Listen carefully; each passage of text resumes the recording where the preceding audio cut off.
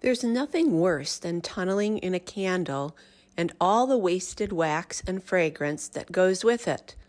So today, let's find out how to fix this problem so you can enjoy your candle to the fullest. Now we're going to get rid of the wax that is stuck to the side of the jar due to the tunneling. And the way we're going to do this is that we're going to use a piece of aluminum foil. You'll see mine right here. I have cut off a piece that is maybe about 2 to 2.5 inches long. I'm going to start by wrapping the foil around the jar, and I want about 1 inch to 1.5 inches to stick up above the top of the jar. And then just kind of squeeze that foil in place around the neck or around the jar, or you can even secure it with a piece of tape.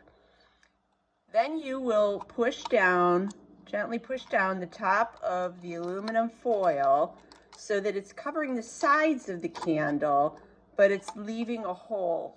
The flame needs oxygen in order to continue burning, so we've got to give it that oxygen.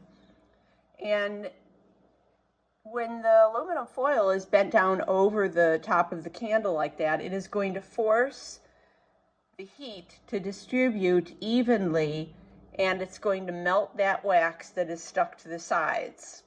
Then you're going to have a candle that will burn evenly the rest of the way down to the bottom of the jar. Once you have your candle like this, keep it in a safe place where it can burn for about 1 to 2 hours. Check on it once in a while, and as soon as all of the wax is melted off of the sides and you've got an even burn across the top, then your tunneling problem is over.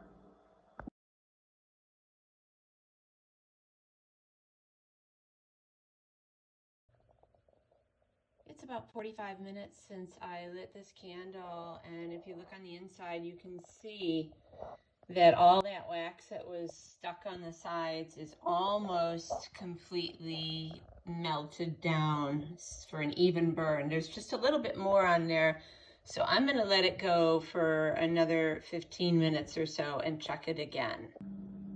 I've taken off the foil because the job is done. Look at that, no more wax stuck along the sides of the jar. My candle is burning nice and evenly across the top, and it's not going to tunnel again because I will always let the wax melt evenly across the top before blowing it out. Our work is done here.